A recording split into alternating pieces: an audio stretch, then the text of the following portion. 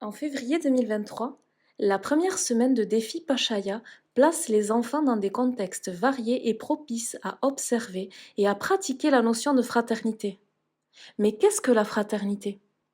Le dictionnaire nous apprend qu'il s'agit du lien existant entre personnes considérées comme membres de la famille humaine et que la fraternité nous parle du sentiment profond de ce lien. À côté des défis sportifs et des ateliers de pratique assidus tels que la couture, les enfants et les accompagnants ont pu réfléchir à la notion de fraternité par des lectures, par des ateliers de réflexion et des ateliers d'expression.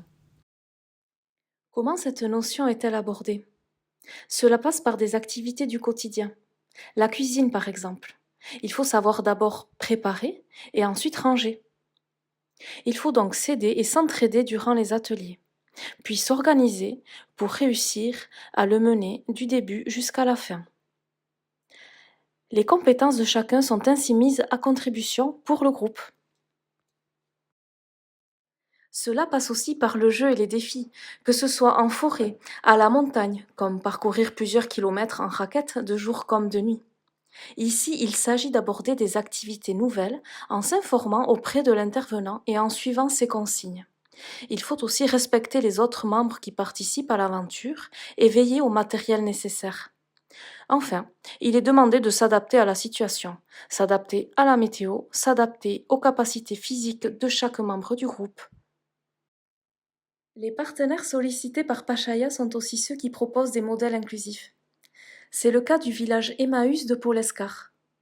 Là-bas, les compagnons s'activent autour de la revalorisation des objets. Après une première phase de tri, les objets sont ainsi restaurés, recomposés, puis proposés à la vente.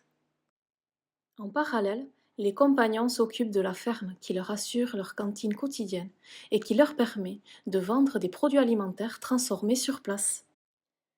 Chaque atelier, qu'il soit sportif, réflexif ou encore expressif, a contribué au développement et au renforcement des aptitudes des participants. L'objectif de la semaine était d'acquérir des notions fortes et de les mettre en pratique au quotidien. Les enfants ont pu se saisir de l'intérêt de s'entraider et de coopérer. Ils se sont montrés assidus durant les ateliers cuisine avec Sarah, et ils ont montré leur forte capacité de concentration durant les ateliers couture avec Maïka. Et ils se sont inspirés d'une soirée conte avec Isabelle pour se lancer dans l'écriture d'histoires et oser les raconter. L'accompagnement émotionnel spécifique dont ils ont bénéficié durant cette semaine ont décuplé les effets attendus. Des difficultés, ils en ont fait un tremplin pour mieux vivre ensemble, comme ça a été le cas lors de la séance collective proposée par Maïka à propos des consignes et du respect de ces consignes. De retour dans leur famille, les premières transformations apparaissent. En quelques heures, les pensées ne sont plus tout à fait les mêmes. En quelques jours, ce sont les comportements qui évoluent, au niveau de la prise de responsabilité dans le quotidien familial, et ce de façon naturelle, que ce soit au niveau du ménage, du rangement, des préparations culinaires, mais aussi au niveau du désir de transmission au sein même de la fratrie. Comment faire un ourlet, proposer des jeux, partager du temps.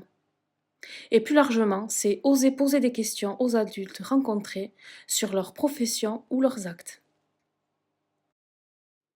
Selon les parents, les 7 premiers jours de Pachaya apportent plus de solidarité en famille, plus de complicité et de fraternité, un enthousiasme séducteur et contagieux à raconter leur vécu lors de la semaine de formation Pachaya. De la fraternité plein le cœur et plein les poches, les enfants aborderont en avril le corps, l'hygiène, mais aussi le mouvement ou encore l'utilisation des 5 sens. D'ici là, ils devraient pouvoir nous faire un retour de ce qui aura changé pour eux dans leur quotidien scolaire. Car c'est là le défi de Pachaya. Transmettre des outils et des méthodes par les expériences afin d'aborder le mieux vivre ensemble, afin de garder le lien aux adultes et à l'enseignement.